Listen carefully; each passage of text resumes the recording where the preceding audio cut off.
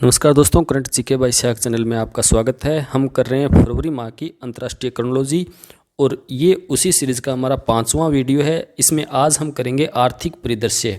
तो चलिए स्टार्ट करते हैं। स्वदेशी ऑपरेटिंग सिस्टम, जिस प्रकार iOS होता है एंड्रॉयड ऑपरेटिंग सिस्टम, उसी प्रकार भारत ने अपना खुद का भारत OS यानी भार OS नाम से ऑपरेटिंग सिस्टम लॉन्च किया है। ऑपरेटिंग सिस्टम किसी भी एक प्रकार का एप्लीकेशन सॉफ्टवेयर होता है जो किसी भी अपने लैपटॉप, मोबाइल इनको संचालित करता है। तो उसी प्रकार भारत ने स्वयं का भारोस नाम का ऑपरेटिंग सिस्टम लॉन्च किया है। हाल ही में सुप्रीम कोर्ट में एक मुकदमा चल रहा था जिसमें गूगल कंपनी ने ये कहा था कि अगर भारत में ज़्यादातर मामले इसी प्रकार गूगल पर ये फाइन जैसी चीज़ें लाद दी जाती रही तो हम भारत को छोड़कर चले जाएंगे। तो उसको देखते हुए भारत सरकार ने इस ऑपरेटिंग सिस्टम को लॉन्च किया है भारोस नाम से। ये भारत का पहला स्वदेशी ऑपरेटिंग सिस्टम है। प्रश्न एग्जाम में ये पूछा जा सकता है कि इसे किसने बनाया है। Indian institute of technology Madras द्वारा ये विकसित किया गया है।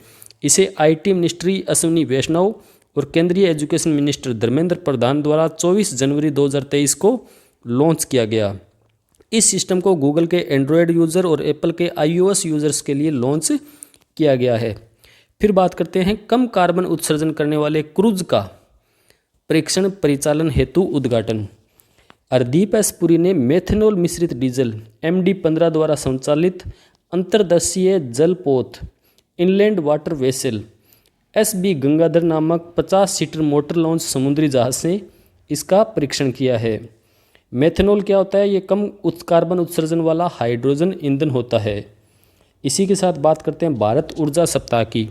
बेंगलुरु में 6 से 8 फरवरी 2023 को होने वाले भारत ऊर्जा सप्ताह इंडिया एनर्जी वीक IEW 2023 के क्रम में इसका परीक्षण जो था वो किया गया था।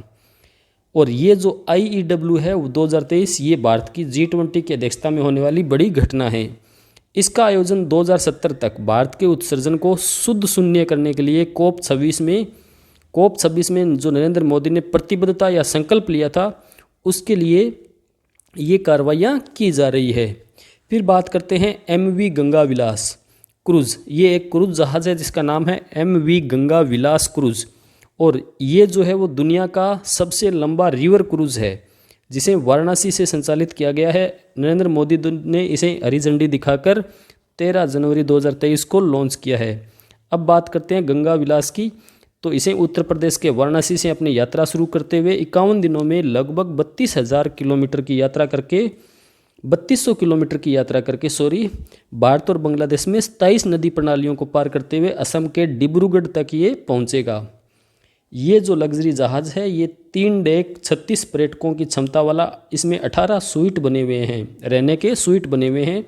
स्विट्ज़रलैंड के 32 पर्यटक इस यात्रा के लिए जा रहे हैं और कहा सुनने में ये आया था कि इसके 3-4 सालों तक की एडवांस बुकिंग भी हो चुकी है। फिर अब भारत करेगा बांग्लादेश को डीजल की आपूर्ति जो होगी भारत बांग्लादेश मैत्री पाइपलाइन के माध्यम से। जून 2023 से इसका परीक्षण आधार पर इसका आपूर्ति जो है भारत द्वारा की जाएगी। ये जानकारी दी गई थी जातीय संसद ढाका की संसद है जिसका नाम है जातीय संसद के बिजली राज्य मंत्री नसरुल अहमद द्वारा।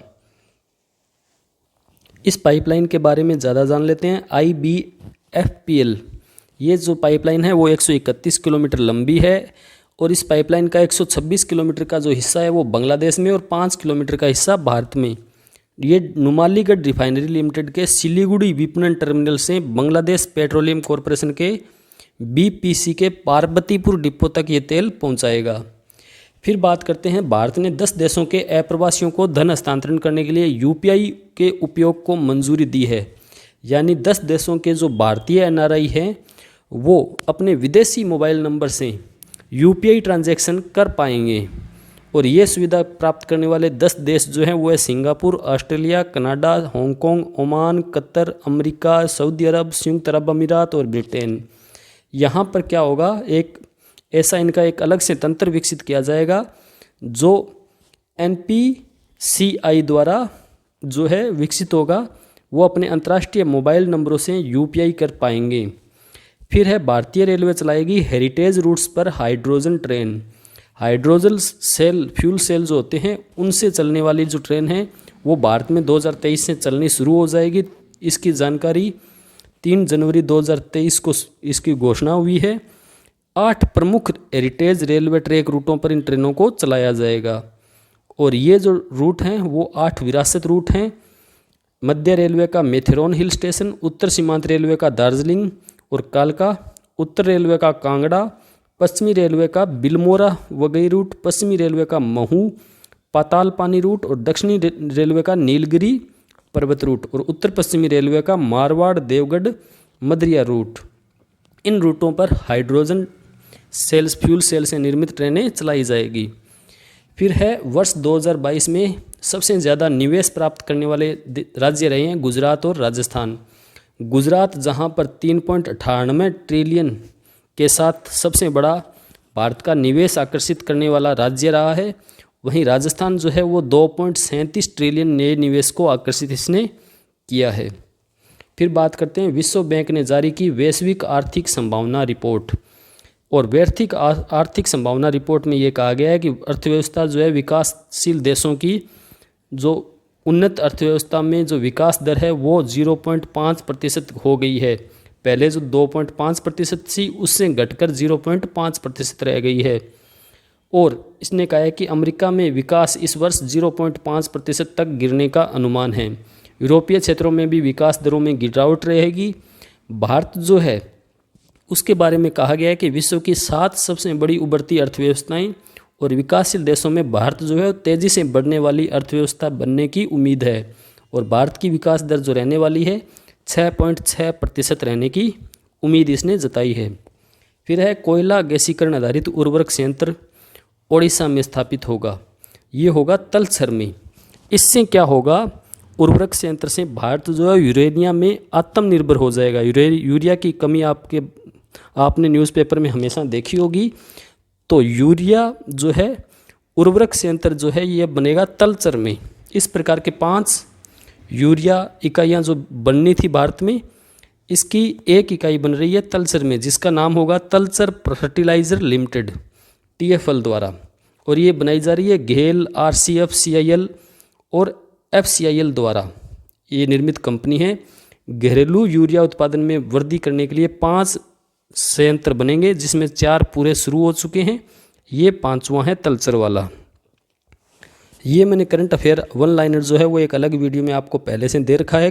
अगर आपने अभी तक नहीं देखा है तो आप मेरे डिस्क्रिप्शन में लिंक दे दूंगा, वहाँ से देख लेना। नेक्स्ट वीडियो जल्दी आपको मिल जाएगा। धन्यवाद। सब्सक्राइब करना न भूलिए, क्योंकि लगभग जो लोग वीडियो देख रहे हैं उसमें 90% लोग सब्सक्राइब नहीं कर रहे, तो प्लीज़ सब्सक्राइब ज़रूर करें। आपको वीडियो परमानेंट मिलता रहेगा। जय हिंद, जय भारत।